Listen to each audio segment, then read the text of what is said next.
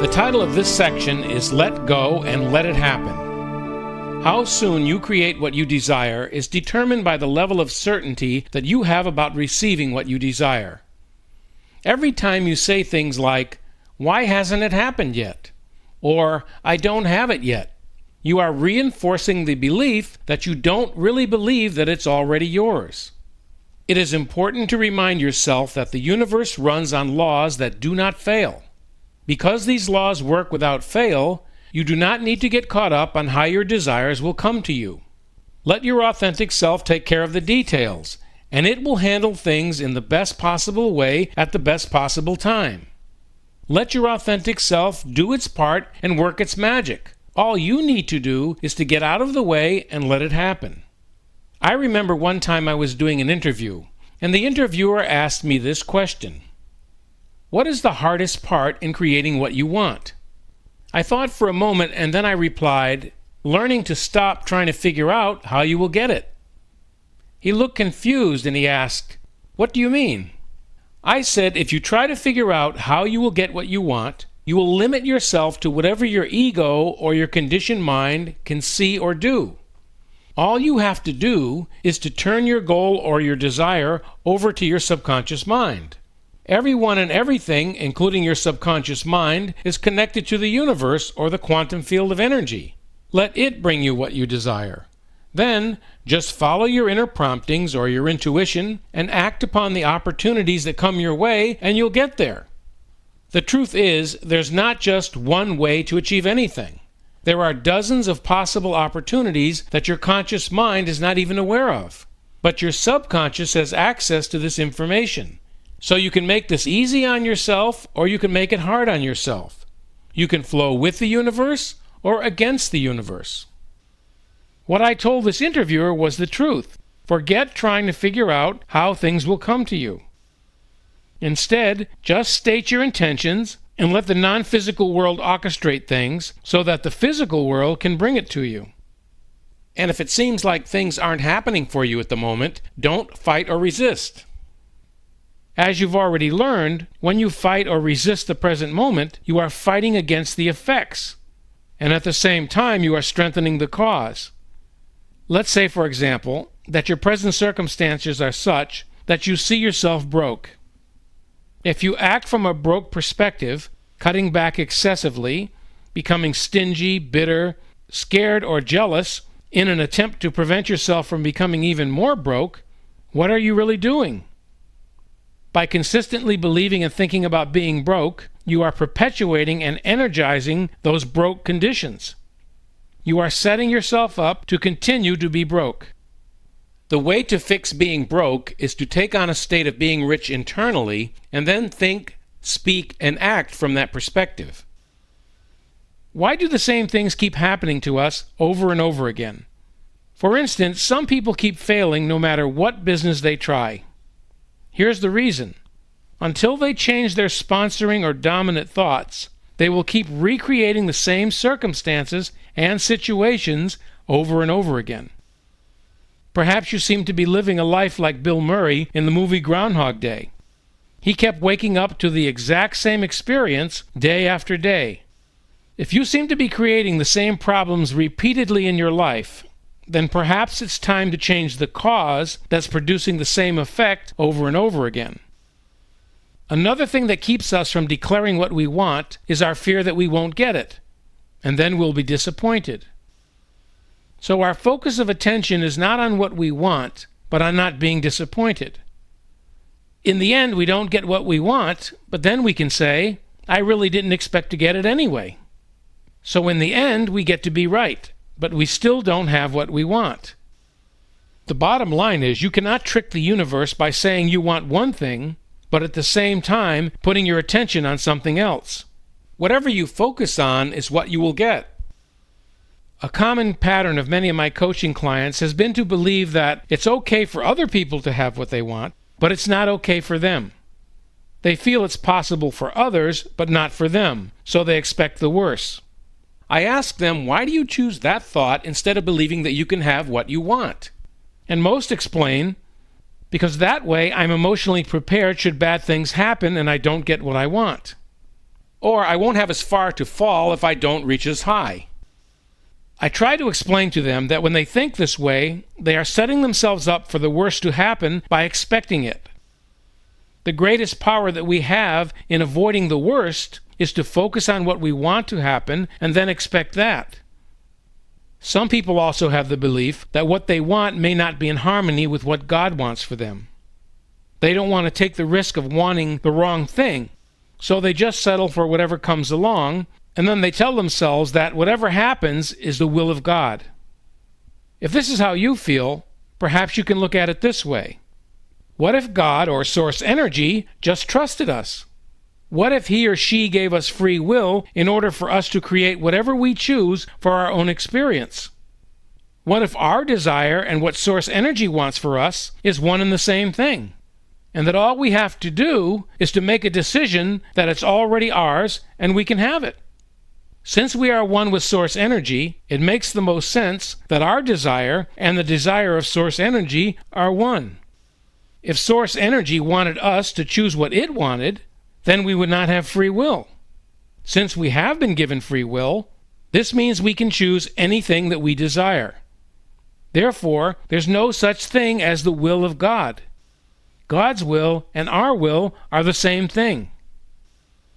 The more you focus on the worst possible situation, the less ability that you'll have to utilize the law of attraction in a positive way.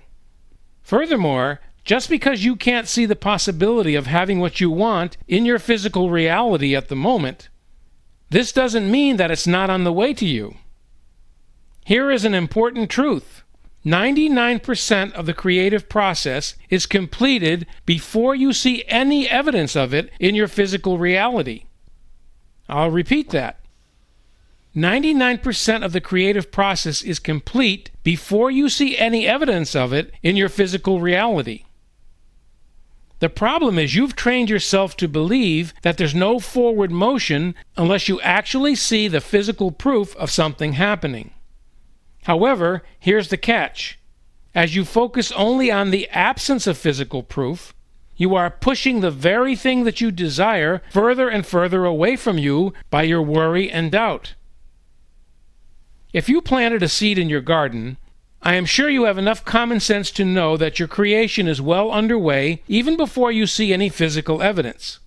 It is highly unlikely that you would go out to your garden and pull up the seed demanding to see some results right now. You don't worry about it. Instead, you allow the natural laws of nature to do their work. If you will look back over your life, you will see that you've planted many wonderful seeds of creation. However, in your impatience, you focused on what you didn't have or didn't want, worrying and not understanding the principles of the creative process, and thereby destroying or sabotaging the many wonderful seeds that you had planted. As you align your energy with what you want, you also have to allow the universe time to connect all the dots, so that whatever you desire can come to you in the perfect way at the perfect time. Sometimes I get an email from people who tell me that they're stuck, or they say, "I'm just not making progress. I tried to do what you said, and my situation is the same." And I tell them, of course nothing has changed. You've obviously decided on some sort of a timetable or when and how things are supposed to change. And if it doesn't appear or happen according to your mind's demand, you go right back to your old conversations about how things are just not working out for you. Your old emotionally charged conversations perpetuate the very reality that you want to change. If you fully understand how you attract what you focus on, you know whatever your external reality appears to be, it is, and always will be, an appropriate mirror of the thought energy that you're sending out. And if you cave in and say, "Well, this isn't working," then I can tell you with 100% confidence that you are doomed to living the same way for the rest of your life. Let's look at this realistically. It may take you a little while for things to kick in and make a positive shift in your thought energy, especially if you've had years of struggle behind you. But what I can tell you with 100% certainty is that if you spend as much time as possible in feeling good in the moment and are in the feeling of having what you want now, Even though it's not in your physical world yet, you are in the process of attracting it. It is on the way to you. Up until the point that you go back in the other direction and start whining and whinging because you don't see it yet. There's a saying that many people believe, and it's this: I will believe it when I see it. Well, that's wrong. The truth is, you will see it when you believe it. Unfortunately, sometimes our current beliefs create a great deal of resistance, even if on an intellectual level we understand how this works. Let's use money as an example. When we focus on money, our brain immediately tries to figure out how the universe is going to deliver the money to us, thus creating more resistance. The problem is that our brain can't think of an infinite number of ways that money will come to us. We can only think of a very finite or limited way, such as more business, a gift, the lottery, and so on. Intellectually, we can think of a lot of logical ways it will come, but our brain cannot think of infinite ways. Thus, we literally shut off, through our resistance, all the infinite channels which the money that we desire could be delivered. In other words, the things that we couldn't think of. One of the primary ways to delay the manifestation of your desire is to ask for what you want and then start looking for it to manifest in a specific way. Take a moment and think about your desire. Are you asking for what you really want? Or are you asking for the means to get what you really want? Are you asking for the car, or are you asking for the money to buy the car? For example, if you're asking for a new car, and then you do nothing but buy lottery tickets, expecting that that's the way you will get it, or you start looking for an increase in your business as the way that you're going to get the money to get the car, you're putting your focus on something 3 steps away from your actual desire. You must stop that. So many people do this, but it's the number one way to slow down your desire. Forget about how and when it's coming. If you truly understand how this works, you realize that money is not what you should be asking for in the first place. Money is only a medium of exchange and nothing more. So asking for money is asking for nothing. Instead, ask for what you want. There's nothing wrong with expecting more money or increasing your income, but it's a big mistake to think that this is the only way that you will achieve your desire. If you do, you will be cutting hundreds, if not thousands of other ways that your desire can come to you. Now, you may see the money come to you as a result of asking for what you want, but you may also get what you want by an unexpected means or a channel. But if you don't ask for what you want, you are only delaying receiving it. The important point here is to open up all the other channels for your desire to come to you.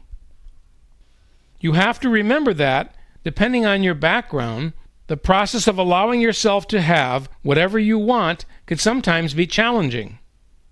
However, things will come to you at the perfect time to the extent that you allow them to. A lot of people want to change their lives. They want something different to happen. They want their life to move in a different direction. And then when the change actually starts to occur, they totally freak out. Now, sometimes what occurs in the beginning isn't what you'd expect or even want in this moment. But understand that the infinite intelligence of the universe has decided that this, whatever is occurring to you in that moment, is the most efficient way to deliver what you really want. You may have to clear a path to what you really want, so it could take some extra time. Welcome the change no matter how much your conditioned mind or your intellect tries to convince you that you're one step away from total ruin. If you've got your eye firmly on what you desire, the universe or the creative process will not ultimately let you down. Hopefully you've learned that your conditioned mind or your ego only cares about your survival, not your happiness. Your conditioned mind, your ego, this annoying little survival mechanism, tries to keep you right where you are, but only because you allow it to. Simply decide not to allow it to do that. Be the rider, not the horse. Realize that your conditioned mind, or your ego, is just one small fraction of who you really are. However, your authentic self, or your soul, has no inherent limitations whatsoever. Therefore, you have no limitation. If you truly understand this, you will be free forever. Since all thought is energy, ask yourself, where is my energy going? When you catch yourself worrying or thinking anything that's opposed to or in conflict with what you want, you must disconnect your energy from that thought. Do this literally. If you find yourself worrying or thinking things are getting worse instead of better, disconnect your energy from that thought. Train yourself to do this immediately. Don't wait. When you have a thought that's not in alignment with what you desire, change it for a new thought right then and there. Decide to make this the last time that you will think that thought. Use the flip switch. When a self-defeating thought comes into your mind that says, "It won't work," or "I'll never get there," or "I can't have what I want," stop the negative attraction immediately. If we keep our thoughts and feelings consistent with our desires, we cannot fail. The universe has to respond to those thoughts and feelings. At first, this process will entail constant moment-to-moment monitoring of whether your inner guidance system is sending you positive or negative emotion. It will involve continual choice-making on a conscious level. If you undertake this challenge, what you will find out is that you will become very powerful and that you will be able to create anything that you desire. Unfortunately, most of our creative energy is spent and wasted worrying about the past and not living in the present. We can actually measure the effect that this has on our life. In fact, let's do the math and see what's going on in your energy system right now. First, think of a memory from your childhood that still controls your life. Perhaps you had an abusive childhood, or you didn't have a mother or a father, or had parents who were unable to love you in the way that you wanted. So you hold on to that memory and you carry it with you every day. As an example, let's say that this memory uses up 20% of your creative energy. Now think for a moment of a difficult or failed relationship, an insult, or some type of memory that you should have reconciled, but you haven't. And let's say that this memory takes 5% of your creative energy to keep that memory alive. Now take a look at an event in your life where you were extremely disappointed because it didn't work out the way you wanted it to. Let's say that you use another 10% of your creative energy to keep that memory alive. This means that you already have 35% of your creative energy invested in the past before you get out of bed in the morning and begin handling your daily activities. Let's continue. You also know that you should take care of your body, but you don't. So you have negative feelings about your body that uses up another 5% of your creative energy. Now we are up to 40%. How about that cluster of fear and worry that controls your life? The fear of failure, fear of relationships, fear of the future, fear of taking risks, fear of being broke, fear of not finding someone to love you, fear of losing your job, fear over your health. Add them together and see how much of your creative energy is invested in those fears and worries. Let's say that these fears and worries cost you another 30% of your creative energy. Based on the math, all you have left over to create the life that you desire is a mere 30% of your creative energy. Because 70% of your creative energy is invested in your past and worrying about your future, and not living in the present. All of these things are energy leaks. Can you see the problem here? Not only do energy leaks cause you serious mental and emotional problems, but physical problems as well.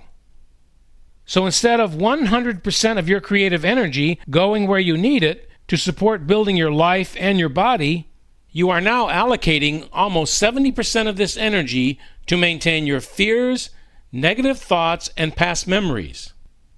Every single day, your creative energy is being drained from your system. The fact that you're keeping these thoughts and memories alive also causes your cell tissue to get formed in a time warp, because you should be in the present moment, but you're not. Your thoughts are in the past. So what eventually happens is that this investment in hanging on to these fears, worries, and memories costs you more energy than you can produce, because every day you keep adding more to your past negative history. So at some point you have so many energy leaks that there's not enough creative energy left to supply your needs. On the physical level, the depletion from these energy leaks forces you to take vital life energy from the reserves of your cell tissue. And when that happens, guess what? You are a candidate for a variety of illnesses to attack your immune system and cause serious damage. This vital energy cannot be used to maintain your health because it's leaving your electromagnetic energy field in the form of fear and worry. In the end, what you're trying to do is to live in the present moment on 30% of the energy that you have left over after worrying about the past or the future. The result of this drain not only affects your life force, but your ability to create. In order for your creative system to work, it needs at least 70% of your creative energy to be available in the present moment. This is why it's so important not to use our creative energy worrying about the past or the future. Whenever we have regret or chronic negative thoughts about ourselves, such as, I should have done that, or I could have done that, or I shouldn't have done that, or everything would have turned out better if I'd only done that, all we're doing is depleting our creative energy in the present moment.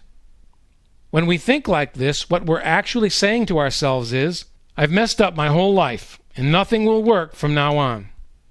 In our minds, yesterday was somehow filled with opportunities, and today all those opportunities seem to have disappeared. We are living in a time warp. Can you see why we suffer so needlessly? And because we're not living in the present moment, we cannot get the inner guidance that we need to create what we desire, because our energy is being sent to the wrong places.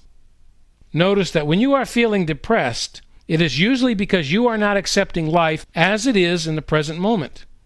The only way that you can experience true freedom and have what you want is to keep your energy in the present moment, with a sense that yesterday is gone and today is all there is, and then direct your energy to where it serves you.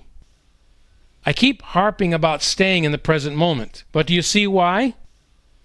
If you focus only on this moment, what you are creating right now, you won't have to worry about the future.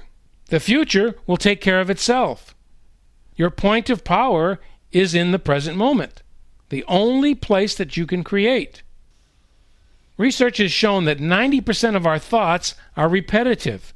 They are the same old thoughts over and over again. Most of our thoughts are about worrying about the future or reliving the past, which you've already learned will create more of the same thing in the future. When it comes to your mind, learn to be the watcher. Be an observer. Just as you observe things outside of you, start observing your thoughts as well. In this way, you can begin to take control of your mind.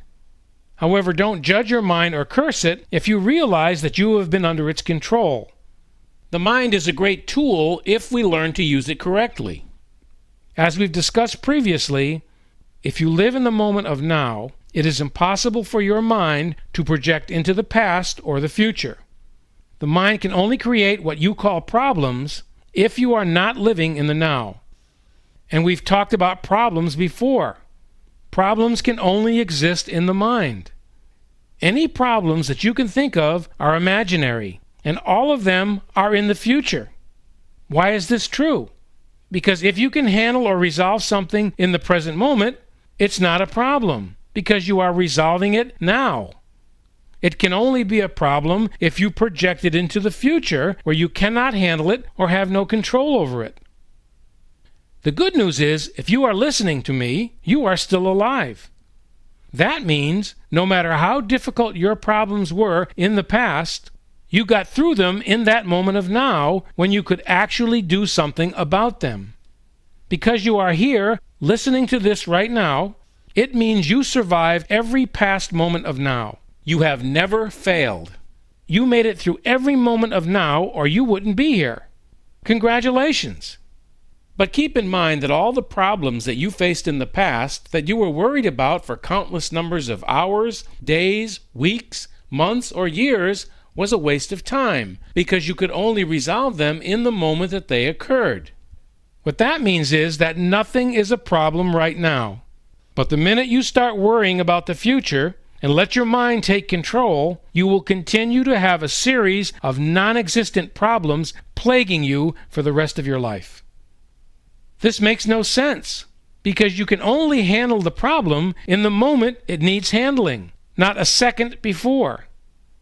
In essence, you stress yourself out for nothing. So learn to be the observer of your thoughts. Use your mind in the moment to resolve your problems, but learn to switch it off when you're not using it, because in truth, you don't need to use it most of the time. Just give it a rest. Think about this. Have you ever been in a life-threatening situation that came up suddenly and unexpectedly? What happened then? Your mind completely shut off. It didn't have time to think. However, in that moment, something inside of you, your authentic self, took over and it handled the situation in the very best possible way. The interesting thing here is that in any true emergency, when the mind has no time to think about things, you become fully present in the now. In fact, you become extremely clear on what you need to do at that moment. This just shows you how much control that you have to overcome your problems in the moment they occur. You have more control over your life than you realize. But it requires being in the moment and focusing on what you want in that moment. Now, I've come at this a dozen different ways to convince you that all you need to do is to live in the present moment. All your problems in life are due to the fact that you are living out of the moment. When you live out of the moment, everything becomes a much greater problem than it actually is. Living in the moment requires letting go of any resistance to what's happening in that moment. It means to become detached from what's happening in the moment and just focus on what you want. Sometimes you may feel stuck in your present circumstances. But this cannot happen because you can't stand still. You can't be stuck. When you feel stuck, it means you keep recreating the same thing over and over again. But that's not because you're stuck or standing still. It's because you keep looking at what is and vibrationally attracting more of what is. So you are not stuck. You're just creating the same thing over and over again. Letting go simply means letting go of anything that's not in alignment with your desires, because this moment is creating your next moment. So make this moment the best possible moment by always reaching for the thought that feels best. When you feel good, you will attract more of the good things in life. A deliberate creator does not demand that things change so that he can feel better about the circumstances in his life. A deliberate creator says, "It doesn't matter what's happening in my life. I will choose the very best feeling and thought about my past, present, and future that I can find. And I will focus on it until it becomes my dominant vibration. And I know the law of attraction will accumulate around that thought energy, and things will change. And then I will reach for a better thought, and then a better thought. And what you will discover is that there's always a better thought. There's always a better thought than you're thinking right now. The capacity to achieve a better feeling is unlimited. When you make the best of whatever you're focused upon, your future will be better than your now. And if in each moment you are making the best of what is, no matter what is, your future just keeps getting better and better and better.